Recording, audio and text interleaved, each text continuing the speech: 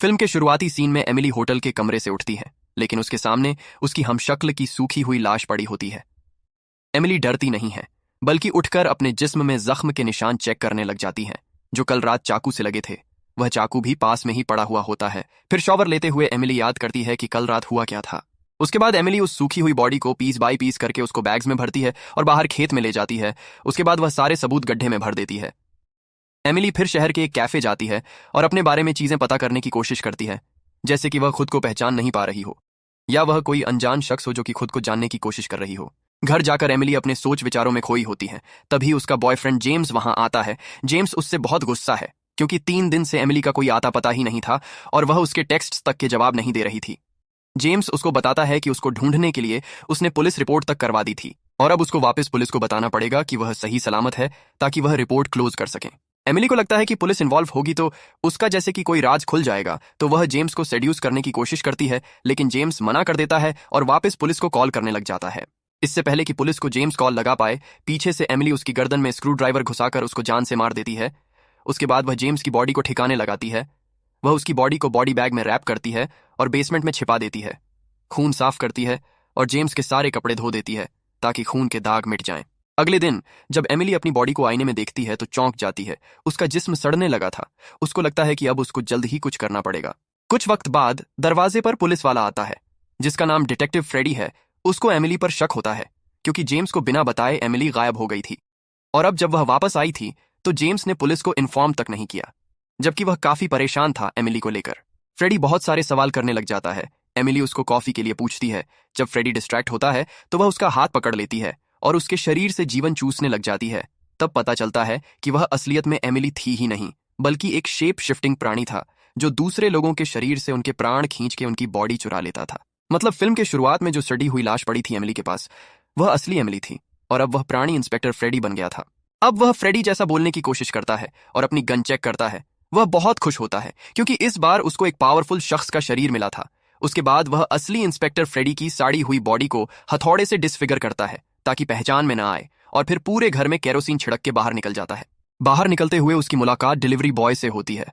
वह उससे खाना छीन लेता है और बिना पैसे चुकाए गाड़ी में निकल लेता है। डिलीवरी बॉय उसको रोकने की कोशिश करता है, लेकिन उतने में एमिली के घर में आग लग जाती है।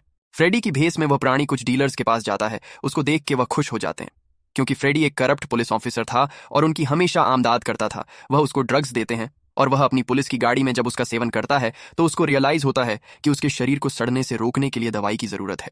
अगले सीन में फ्रेडी एक बार में जाता है, जहां एंट्रेंस पे उसको कुत्ता मिलता है, जो बिल्कुल भी फर्क नहीं कर पाता कि वह फ्रेडी है या कोई और। वह बार के अंदर जाता है और काउंटर पे बैठी एक लड़की से मिलता है, जिसका नाम होता है जूलिया। वह जूलिया के लिए ड्रिंक ऑन ऑर्डर करता है और सरप्राइजिंगली वह जो ड्रिंक ऑन ऑर्डर करता है वह जूलिया की फेवरेट ड्रिंक होती है। इस बात से जूलिया इंप्रेस हो जाती है। फ्रेडी उसे मजाक करता है कि वह साइकिक है, जबकि असलियत में वह इस बार में कई बार आता जाता था अलग अलग बॉडीज में, और हमेशा से जूलिया को यहीं अकेले एक ही ड्रिंक पीते हुए देख चुका था।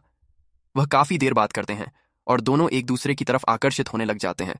जूलिया और फ्रेडी बार के पीछे वाली गली में जाकर लव मेकिंग करना शुरू कर देते हैं। किस करते हुए एकदम से फ्रेडी के पेट में दर्द होता है, लेकिन जब जूलिया उसको संभालने की कोशिश करती है तो वह जूलिया पे चिल्ला देता है, जिससे वह नाराज होकर चली जाती है। फ्रेडी को रियलाइज होता है कि यह दर्द एमिली के जिस्म पे लगे चाकू से था, लेकिन उसके साथ ऐसा पहली बार हुआ था कि किसी का जिस्म बदलने के बाद उसका दर्द भी नए जिस्म में ट्रांसफर हो गया हो। फ्रेडी को लगता है कि उसको अपनी बॉडी वापस बदलनी पड़ेगी, तो वह गली में ही खड़ी एक कार में बैठे कपल को परेशान करने लग जाता है। कपल का नाम होता है रेचल और सैम। फ्रेडी के पुलिस का बैज देखकर रेचल तुरंत बाहर निकल जाती है गाड़ी से, लेकिन फ्रेडी जबरदस्ती गाड़ी में घुस जाता है।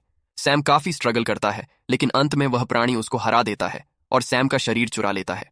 एक अकेली सुनसान जगह ले जाके वह सैम के शरीर को ठिकाने लगा रहा होता है, लेकिन तभी उसको फोन आता है सैम की वाइफ का, जो उसको घर बुला रही होती है। वो सैम के घर चला जाता है, लेकिन उसको अपनी वाइफ के एटीट्यूड से जल्दी ही पता चल जाता है कि उनका रिलेशन अच्छा नहीं है और शादी टूटने की कगार पर है। सुबह उसकी बेटी उस पर चढ़ के उसको प्यार से उठाने की कोशिश करती है, लेकिन सैम उस पर चिल्लाने लग जाता है।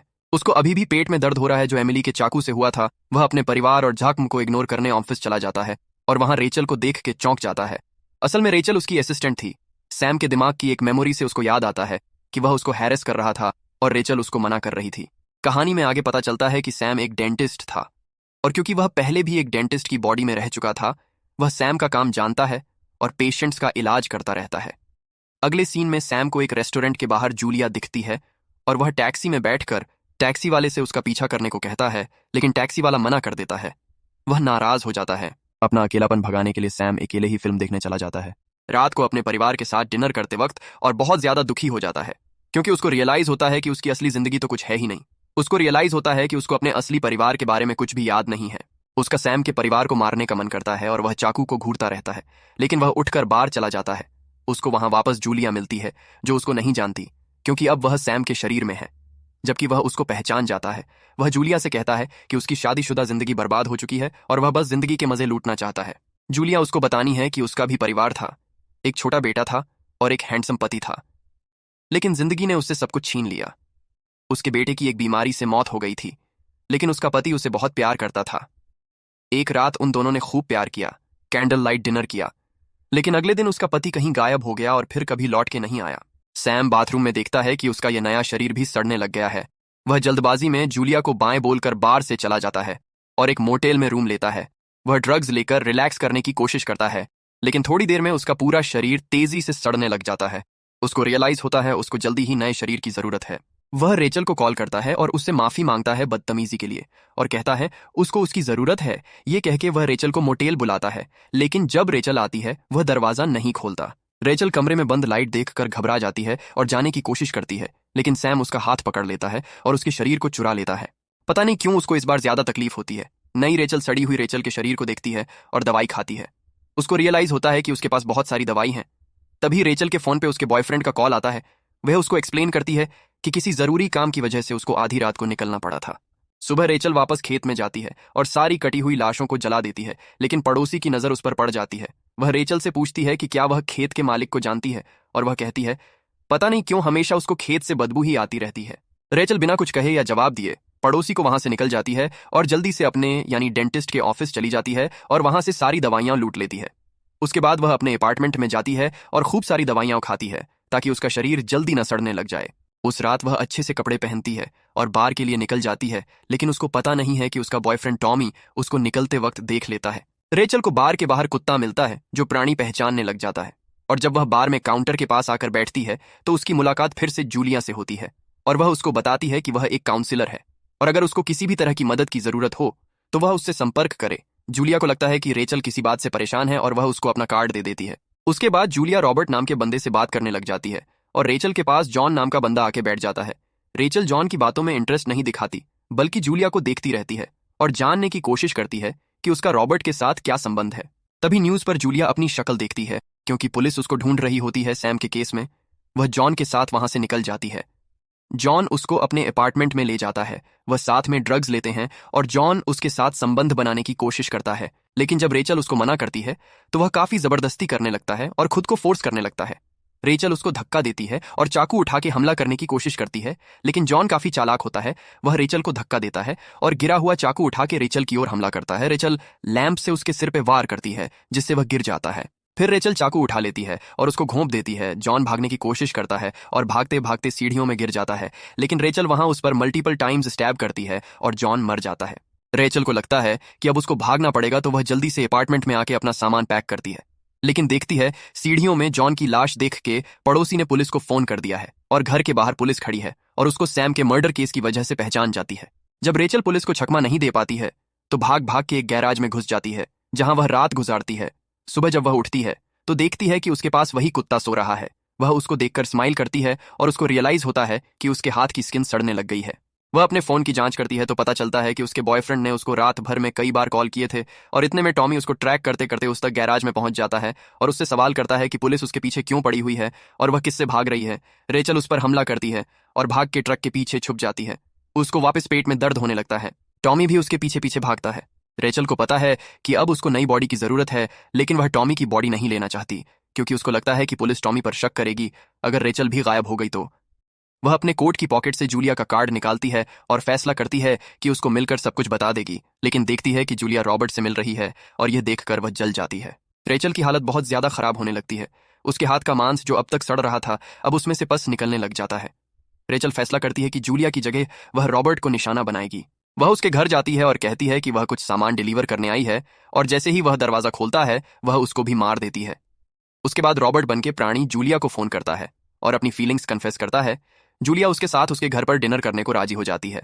वे एक दूसरे से रोमांटिक बातें करते हैं और जूलिया कहती है कि रॉबर्ट उसको बेहद जाना पहचाना सा लगता है, लेकिन वह समझा नहीं पा रही क्यों रॉबर्ट उसके साथ फ्लर्ट करता है। वे एक दूसरे को किस करने लग जाते हैं और जल्दी बात आगे बढ़ जाती है।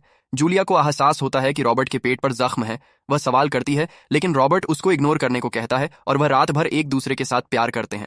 तब से जूलिया और रॉबर्ट अपना रिश्ता चालू करते हैं। वह घूमते हैं, फिरते हैं, जिंदगी का आनंद लेते हैं साथ में। रॉबर्ट को लगता है कि उसको जीवन में जिसकी तलाश थी वह मिल गया है और अब उसको जिस्म बदलने की जरूरत नहीं है। हालांकि वह आखिरी बॉडी को ठिकाना लगाता है और नदी में फेंक देता है। शरीर ना सड़े इसके लिए वह दवाइयां लेता रहता है। एक दिन न्यूज में जूलिया को पता चलता है कि शहर में 6 हत्याएं हुई हैं और वह उन 6 के 6 लोगों से मिल चुकी है। वो भी एग्जैक्टली सैम बार में। रॉबर्ट उससे वादा करता है कि वह उसको हमेशा प्यार करेगा और प्रोटेक्ट करेगा। उस रात रॉबर्ट को दिखता है हाथ वापस सूखने लग गया है और उसके पेट में भी काफी दर्द होता है एकदम से। लेकिन इस बार वह जूलिया को सब कुछ बताने की डिसाइड करता है। वह जूलिया को अपनी सबसे पहली याद के बारे में बताता है। वह बताता है 1954 में वह बच्चा था और गलती से उसने अपनी माँ को मार के उसका शरीर ले लिया था। उसको नहीं पता कि वह अकेला है या उसके जैसे और भी लोग हैं दुनिया में। वह जूलिया को बताता है कि उसने माँ का शरीर तो ले लिया था, लेकिन उस शरीर में उसने अपने लिए प्यार जरूर महसूस कर सकता था। तब से वह बॉडी टू बॉडी बदलता रहा है, लेकिन उसको फिर कभी वह प्यार फील नहीं हुआ जो उस दिन हुआ जिस दिन उसने जूलिया के पति की बॉडी ले ली थी। वह उसको बताता है कि वह रात उसके पति नहीं बल्कि उसके शरीर में उसने बिताई थी और उस रात के बाद वह हर रात वह बार में सिर्फ जूलिया से मिलने और कनेक्ट होने के लिए आता था। पहले जूलिया को यकीन नहीं होता, लेकिन फिर जब वह रोमांटिक रात की विवरण बताने लगता है तो जूलिया घबरा के उसको करंट लगा देती है। जूलिया उसको मारने लग जाती है, लेकिन खुद को बचाने के चक्कर में वह गलती से जूलिया का हाथ पकड़ लेता है। जूलिया मर जाती है और उसको जूलिया का शरीर मिल जाता है। वह जिस लड़की से प्यार करता था उसको मारने के गम में वह टूट जाता है। वह जूलिया के शरीर में एक बार फिर रात को बार जाता है और बारटेंडर को शुक्रिया कहता है। उस रात वह प्राणी अपना जिस्म नहीं बदलता बल्कि एक कमरे में खुद को बंद कर लेता है और इंतजार करता है। धीरे धीरे पूरा शरीर सड़ने के बाद उसके शरीर एक कुकून की शक्ल ले लेता है। वह प्राणी रात भर इंतजार करता है। सुबह उस कुकून को फोड़कर एक बूढ़ा आदमी निकलता है। शायद ये बूढ़ा आदमी ही वह असली प्राणी था जो कभी बूढ़ा नहीं रहना चाहता था या कभी मरना नहीं चाहता था। लेकिन ऐसा लगता है कि अब वह किसी और का शरीर नहीं लेगा। वह पार्क जाता है और उसके पास आकर वह बार के बाहर मिलने वाला कुत्ता बैठ जाता है।